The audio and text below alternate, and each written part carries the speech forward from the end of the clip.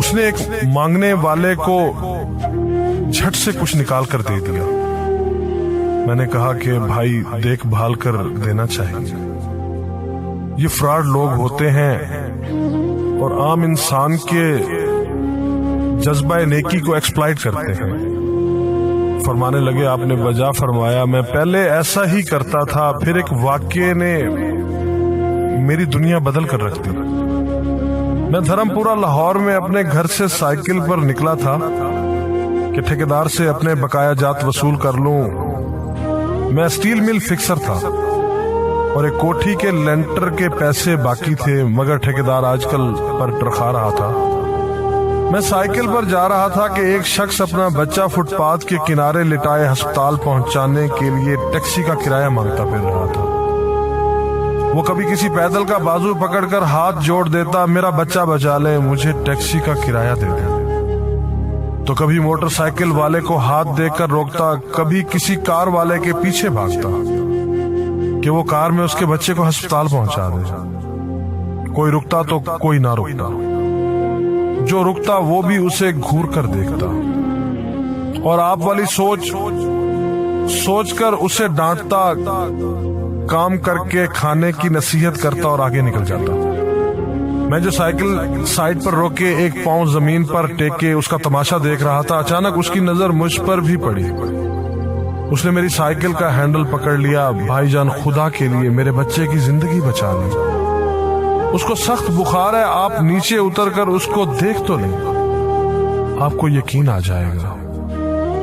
आप देंगे तो शायद किसी और को भी एतबार आ जाए, मगर मैं भी आपकी तरह सोच रहा था। फिर जिस जारहाना अंदाज में उसने मेरी साइकिल का हैंडल पकड़ रखा था, लगता था कि इधर मैं साइकिल से उतरा और उधर वो साइकिल पकड़कर भाग जाएगा। मैंने भी उसे काम करके खाने की तलकीन की और पिछले जुमे में सुनी हुई हदीस उसको भी सुना दी।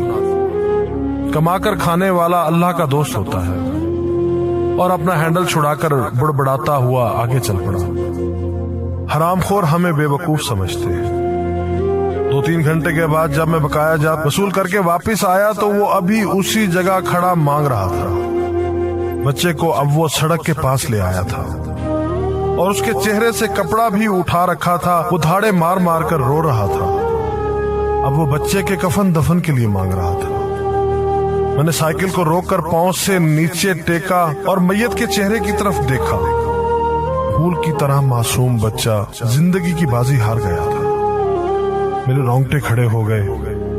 मैंने जेब में जो कुछ था बकाया जात समेत सब बगैर गिने निकाल कर बाहर फेंका, और इससे पहले कि उसका बाप मेरी तरफ मुतवज्जे हो, साइकिल उस तेजी से चलाकर भागा गोया सारे लाहौर की बलाएं मेरे पीछे लग गई हों। मैं घर पहुंचा तो मेरा बुरा हाल था। थोड़ी देर बाद मुझे बुखार ने आ घेरा। बुखार भी कुछ ऐसा था गोया मेरे सारे गुनाहों का कफारा उसी बुखार से होना था। घर वाले मुझे अस्पताल के लिए लेकर निकलते और मैं चारपाई से छलांग लगा देता। मुझे अस्पताल नहीं जाना था।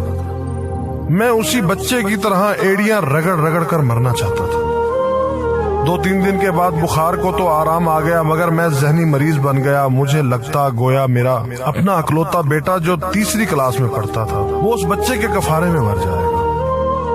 मैंने बच्चे का स्कूल जाना बंद कर दिया। बीवी के बार बार इसरार के बावजूद मैं बच्चे को स्कूल तो क्या दरवाजा खोलने भी नहीं जाने देता था। 40 दिन गुजर गए थे और बच्चे का नाम स्कूल से कट गया था।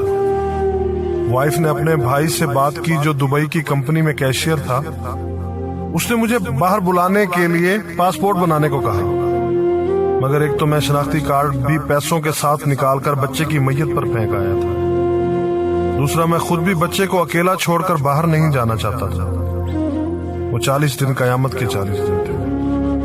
40वें दिन 10 बजे के लगभग हमारे घर का दरवाजा बजा। दरवाजा मैंने खुद ही खोला और सामने उस बच्चे के बाप को देखकर मुझे चक्कर आ गया।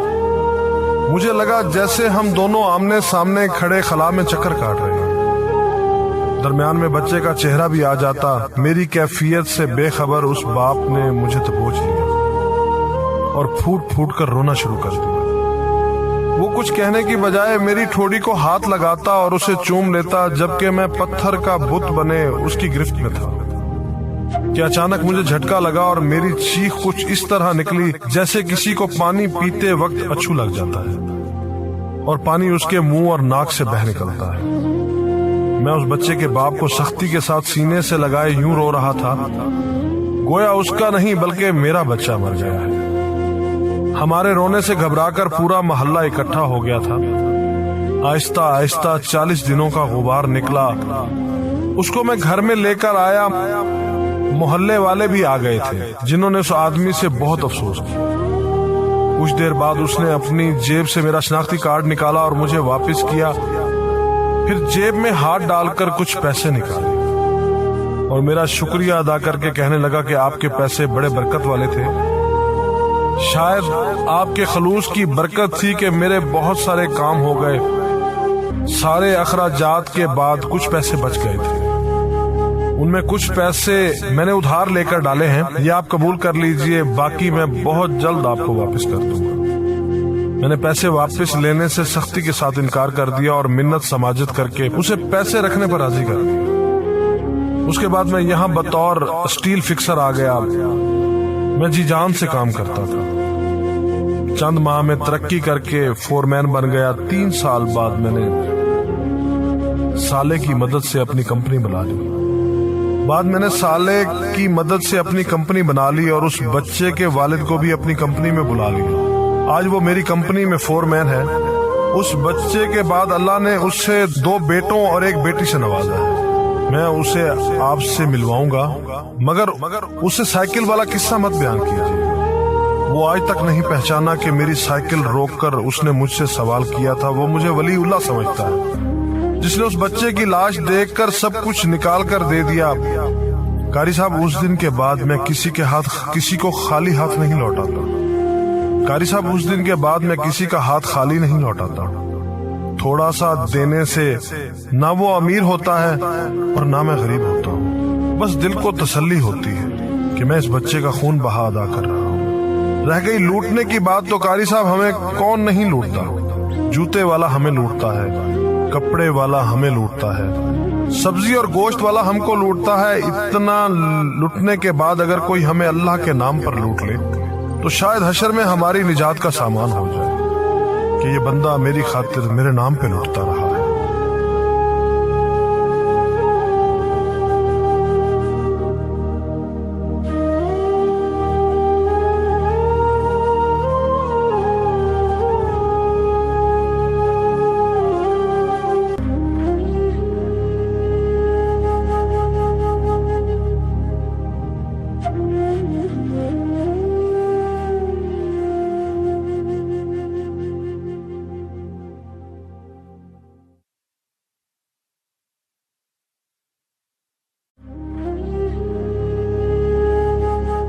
اس نے ایک